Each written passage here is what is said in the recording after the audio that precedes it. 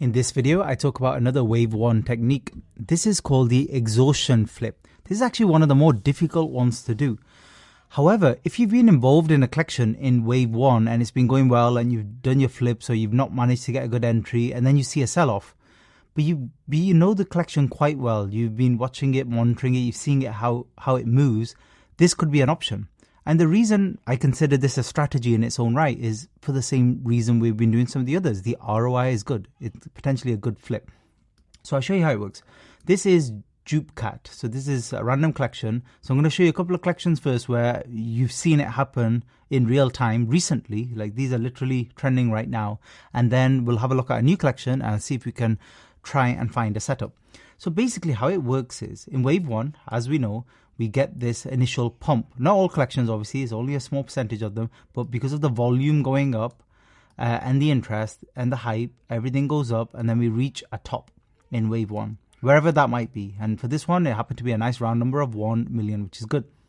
So how the exhaustion flip works is, as I've discussed in other videos, you get people selling first, and then you get more and more people panicking, thinking the price is going down to zero, which obviously a lot of the time it does trend towards zero for most coins. So understandably, they use the word jeeting, but basically in Telegram groups, everybody's selling at the same time and just panic running. So the opposite of diamond hands, sawdust hands.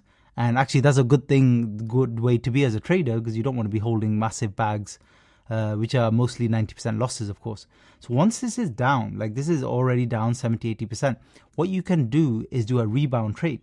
Now this gave you a couple of opportunities. There was one here at 200 and it was like a 2x flip, but there's a better one here.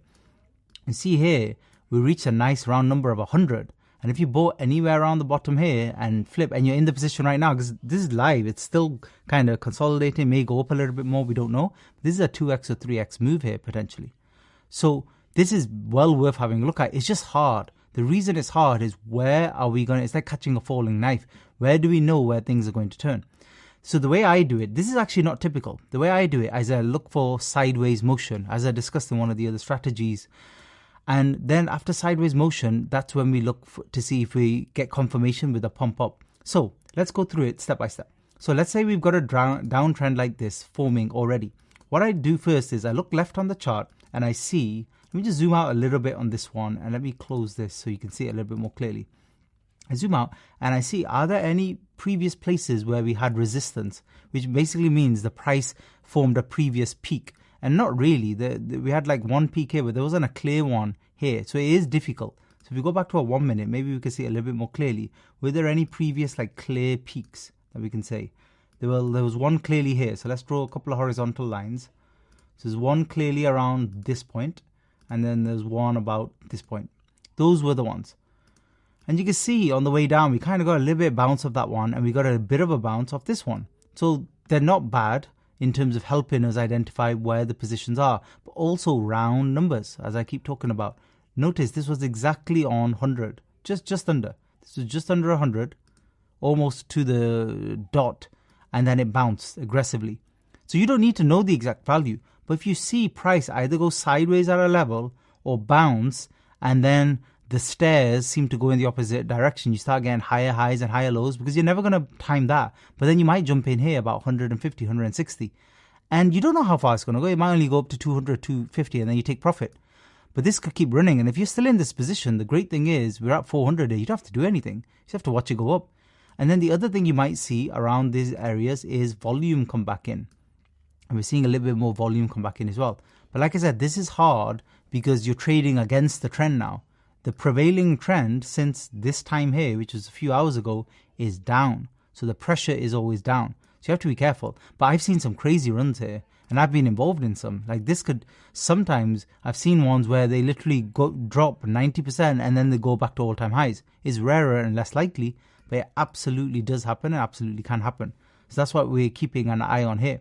Notice that if we draw another resistance line here to the peaks we saw before, if it gets anywhere near here and I was in this, I would be selling before this peak or near this peak. Because I would say with good probability it's going to hit this and go back down. I mean, this is a resistance level where it's at right now as well. But basically it's very easy. You're just drawing lines where we saw peaks.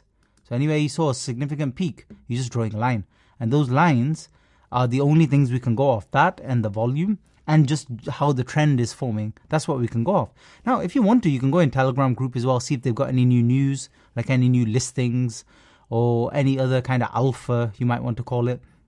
That's fine as well. But let's have a look at a couple of others. This is another one. Again, it's kind of newish. It's only been running for a few hours. It's done its wave one, got to 2.25 million. So again, round-ish number. And then it dropped all the way down here, and we got to around the 500,000 mark. But then from 500,000, it went to 1.5 million, which is a 3x, but it could drop again. So if this does drop again and make a new low, I'm going left. So let me just zoom out a little bit. Might not get, yeah, we got a very clear peak there. You see that? Very clear peak. We're actually approaching that peak right now, but remember, we broke through it before. So if we're going to get fresh lows, we have to find a lower peak, which is a bit tricky to do, or this support level at 230. So for example, if this keeps dropping, and it's got some good liquidity, it's got like nearly 100,000 liquidity, so it's a bigger collection. I haven't researched it fully, obviously, so I need to look through socials and stuff. But if we get some massive drop and we go all the way down to 250, even if it's a dead collection from there, I'll buy it just generally for out of mathematical reasons alone, not because I think it's some amazing collection, but I would buy it there and see if we can get a run up to 750 and do a 3x and then watch it sell off again. That's fine. And if it runs more, it runs more. But if we get a fresh drop and it goes all the way down there, yeah, I would be interested, because even in a downtrend, we move in stairs. In the bigger, decent collections, in the completely crappy collections, it's just going to go down in a straight line. You're never going to get any nice bounces. But in these big collections where there's a lot of people involved, you can get nice bounces. So this is ICR, and I'm showing you this because this is even more live. This literally just launched 45 minutes ago. It hit 700,000. It's called Inverse Creamer. Kind of the narrative at the moment with Wall Street bets, GameStop, stuff like that. So that's why it's a slightly interesting collection. But it looks like it's died off. Doesn't even have its socials here on Dex Screener, so they've not really even invested in that. So it's probably not going anywhere. I won't be surprised if lower volume causes it to sell off more. But I'm looking at this initial peak here. Where is this? 132. So I'm having a quick look at the 132. Now if price comes to the 132 and keeps crashing, that's fine. You just leave it to crash. Like, you don't do anything. But if you notice around 132 or 100, price kind of comes here, kind of just stabilizes, goes sideways, or even slightly lower at the 50 or 20,000. A lot of people, because it's psychology as well, mass psychology, that's what charts are. A lot of other people will be TD, buy the dip. So a lot of other people will be thinking the same thing, so which helps you as well. And then any little bit of volume, you don't need much to move a market when it's at 10,000 market cap. To move it from 300 to 600 is a lot of energy, a lot of people, a lot of investment, a lot of marketing. But if it drops all the way down to 10 or 20, yeah, I would put a little 1-2 soul on there, because yeah, it could easily flip into 6 soul. So it is a really good technique, but I would say reserve this to when you're more experienced, because it's a little bit more shooting in the dark. Whereas initially in this wave one would have been easier. We're now ending wave one. We're trying to catch these exhaustion trades. And that's why I call it exhaustion, because the sellers just get really, really tired. And then you get these nice little rebounds. A lot of the people who cheating, quote unquote, who wanted to sell are out. And then the good thing is when you start back, you can see it's still selling up. But when you start back from 20 and then it goes to 30, what are the people who bought at 20? What is their position like? They're in profit. So if they're in profit, they're more likely to hold. Whereas here on the way down, a lot of people bought high up and they're taking losses. So they're more likely to panic and sell all the way down. So you're just waiting, patiently biding your time. And because it's still a new collection, it's only been running for an hour, it's still interesting. It's still people hopping into it, having a look, seeing what it is all about. So you're still going to get some fresh volume. If this was a day later and there's dead volume for like 6-12 hours, hardly a trade being placed on it, not interested. If you look at the last 5 minutes, still 40,000 in volume. 75,000 volume. That's a lot of volume. So I'm definitely going to have a look. Now, it could bounce before that, but it already bounced from here and struggled back up. So we'll see how it goes. The other thing it could do, by the way, remember, exhaustion, it could be a drop to new lows sideways. It could be a little V shape like I showed you before. The other thing is, if you ever find it dropping, but then going sideways within a range. So let me draw a range here. Whatever the range might be, and it just starts doing that, I'll be keeping an eye on it. That's bullish. Because then at the final end of the range, it starts doing that ascending triangle again.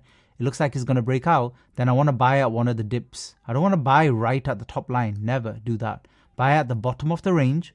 Or the dips. The good thing about buying at the bottom of the range, if it keeps ranging, is you are very unlikely to lose money on this, because you could literally take profit when it just goes back to the top of the range and then let it just mess about forever in the range. And then if it breaks out, it breaks out. Really good. You're watching it carefully. If it breaks down below the bottom line, you just sell. But because you took profits, 25% when it went back up, you should already be in profit. So even if you sold below the line, you don't have to worry.